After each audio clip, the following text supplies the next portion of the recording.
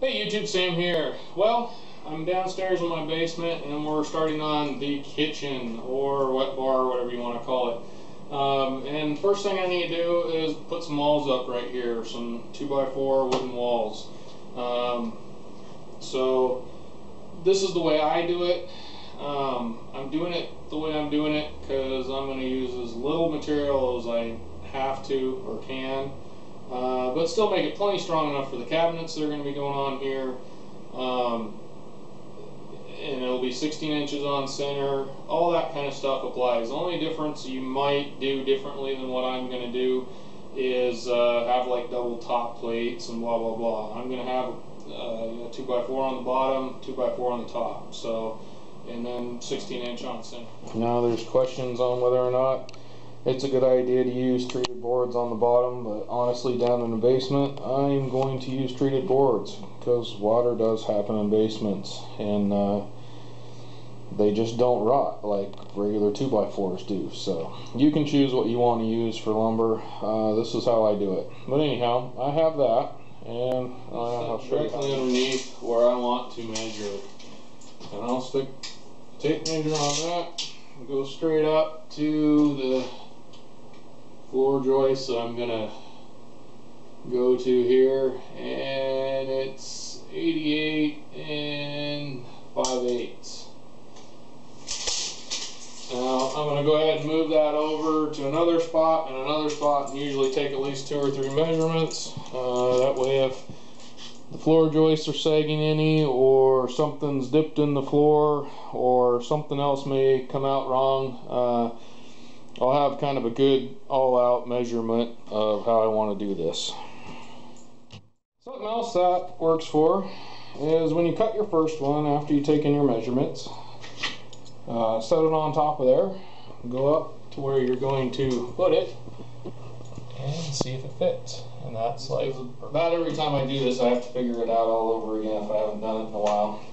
And part of that reason is because a lot of people realize you have to have it on 16 on center for the studs. So you go along and they got a nice little red mark at 16 and a red mark at 32 and 48, and you go down and they give you the marks. Here's the problem with that: if you do that, you'll be off. What you need to do is actually add 1.5 inches to each one of those marks. So starting from the edge of the board here, we are going to 17.5 inches. And I'm going to put a mark there.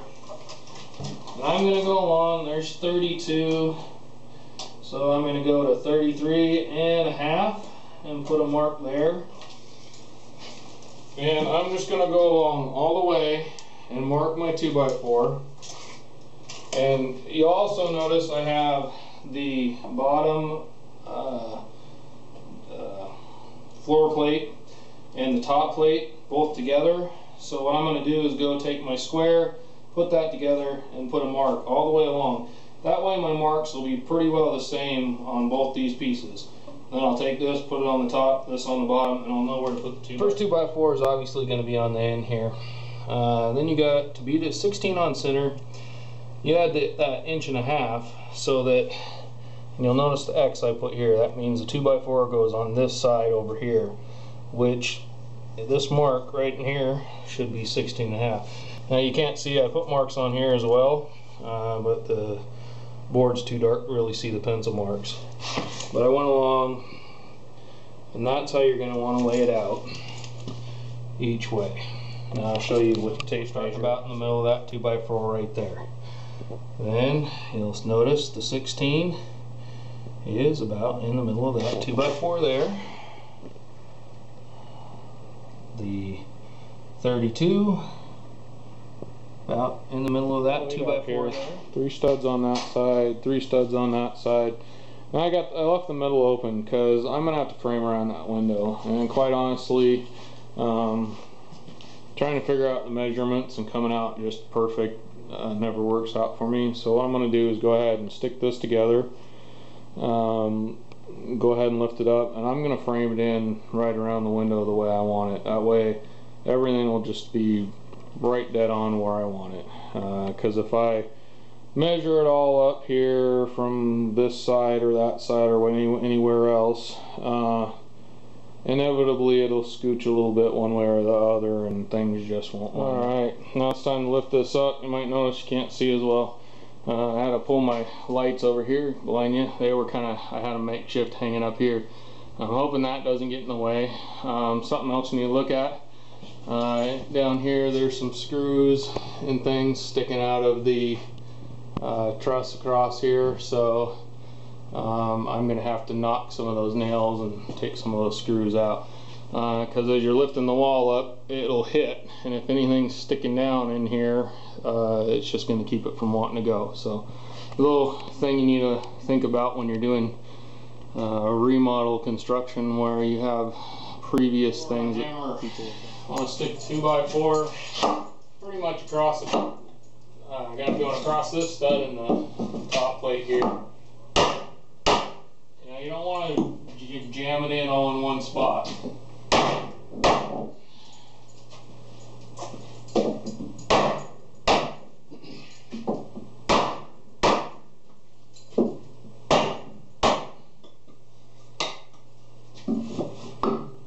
Here, now there's lots of ways you could do this.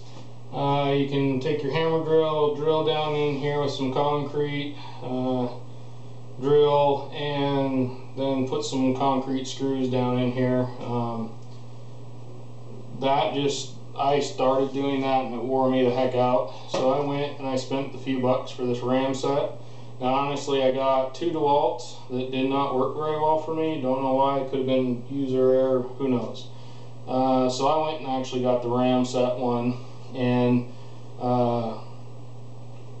I've been much happier with it. They're not that expensive, and if you're doing an entire basement, this is the way to go. Now you do have to, in my state, you have to take the test and show that you can pass the test, which I already did.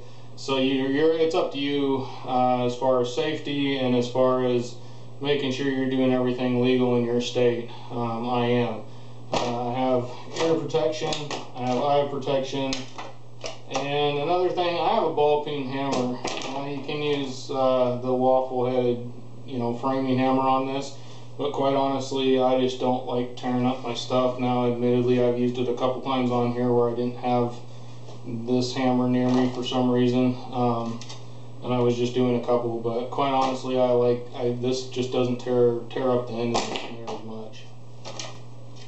Let's do it.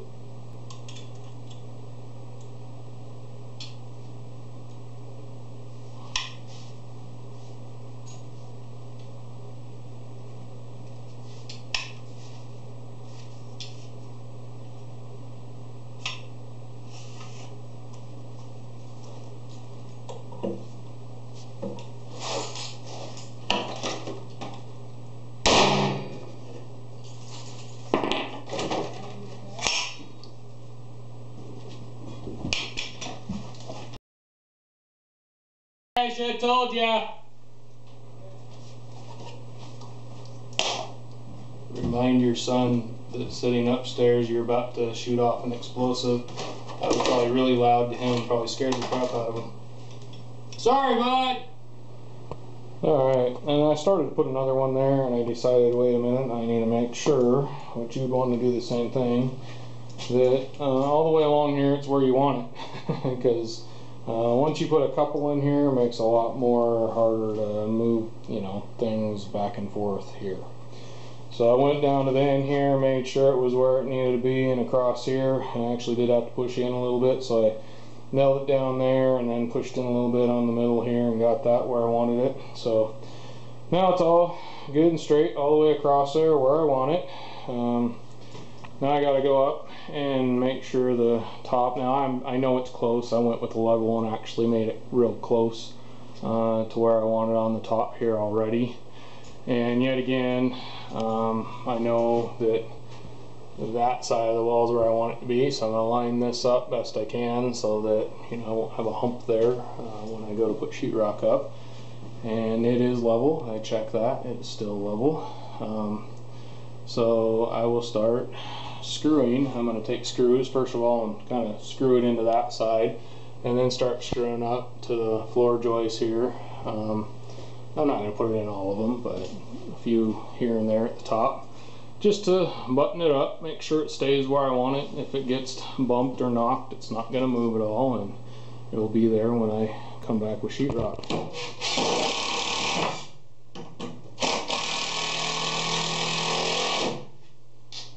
I know, I should go get those square head or Torx bit head ones, and they say that every time I go to buy screws.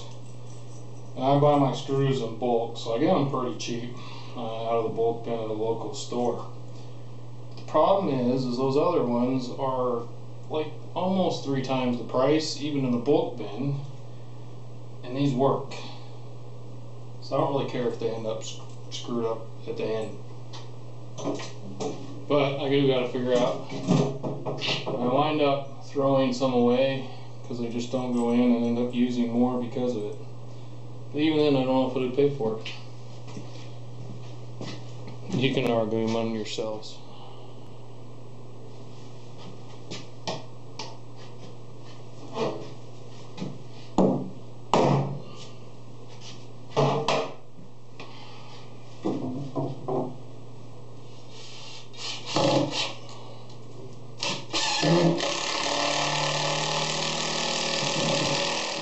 Video is really long. I'm going to go ahead and end it here and come back and show you this next week for framing it in the window here. So in that case, this is Sam, Jack of all, master of none.